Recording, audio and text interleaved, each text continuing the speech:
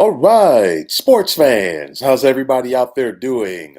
William Martin coming at you one more time here on YouTube with another edition of the 300 Pounds of Sports Knowledge Podcast.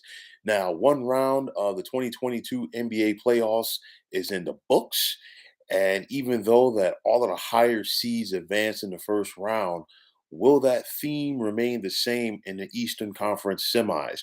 Now, you have the three-seeded Milwaukee Bucks clashing with the two seed in the Boston Celtics. And for Boston, they have to find a way to take advantage of the Khris Middleton injury. Of course, Khris Middleton suffered that knee injury uh, during the series for the Bucks in the first round when they defeated the Chicago Bulls, and he's been listed as unavailable for this entire series with the Celtics, and that's going to be very crucial because of the length that Middleton provides and also his scoring ability, especially from outside.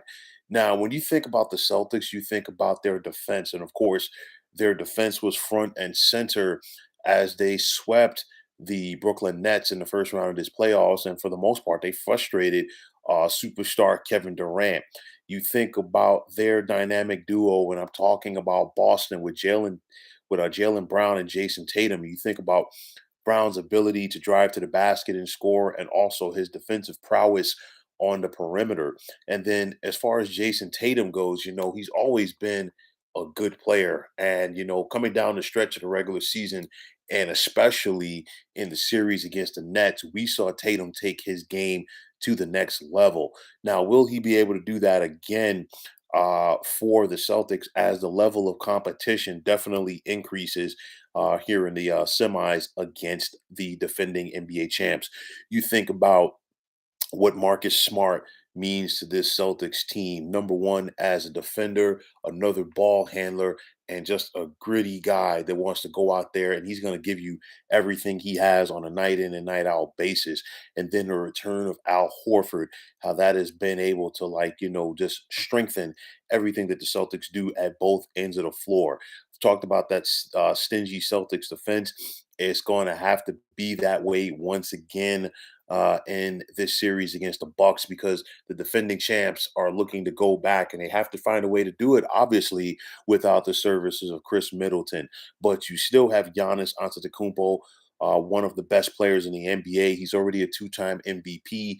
He has what it takes to be an MVP for the third time. We'll have to wait and see, but nonetheless, he has to play his game, which is getting to the basket and trying to dominate close because if Giannis allows himself to get suckered in to playing the outside game, advantage Celtics. So let's see what style wins out in this series. Milwaukee still has a quality ball handler and one Drew Holiday. And of course, once they acquired Holiday, we saw how this team was able to take their game to the next level. You think about the size that the Bucks bring to the table with the likes of Bobby Portis, Brooke Lopez, and then you also have another guy who could have an impact in this series, Grayson Allen. He could be a guy that flies under the radar and comes in and does some big things for the Bucks in this series.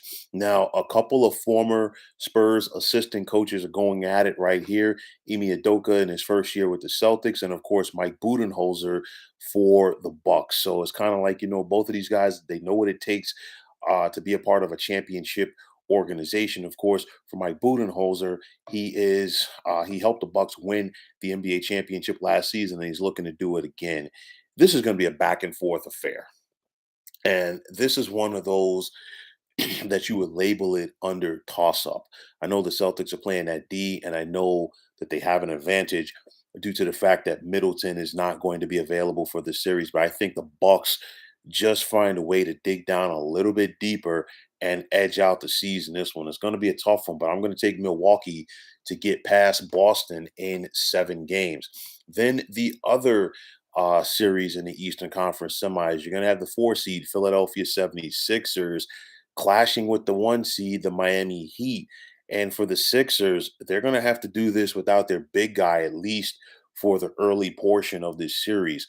No Joel Embiid for the Sixers as he was injured in that closeout game against the Toronto Raptors, which means more of the scoring output is going to be put on the shoulders of one James Harden. And you think about the struggles that James Harden has had throughout his NBA career in the postseason, whether it be with the Thunder, the Rockets, and of course last season with the Nets. And I said at some point James Harden was going to have to go out there and win some games for the Sixers in the postseason. That moment is now. And if Harden is unable to do it, I guarantee you the Philly media and fans will definitely let him know about it.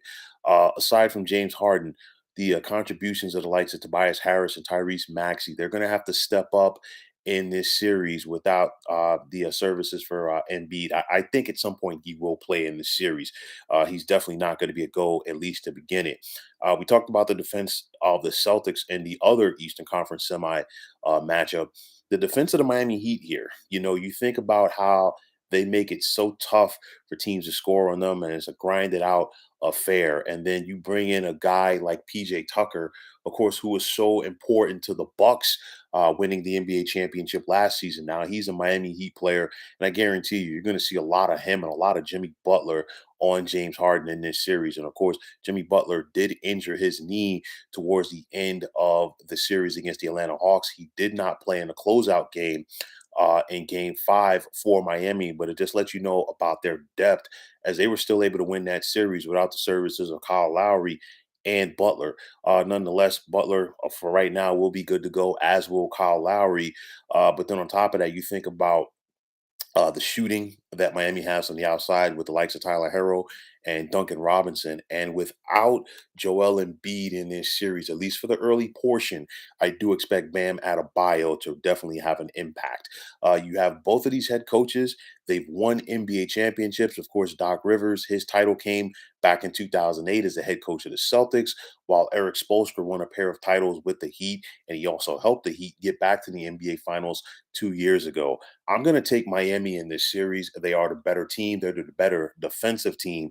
And then I think without Embiid, at least for a portion of this series, they're going to be able to exploit James Harden and get through to the conference finals. So when it's all said and done, I'm picking Milwaukee and Miami to advance to the Eastern Conference finals.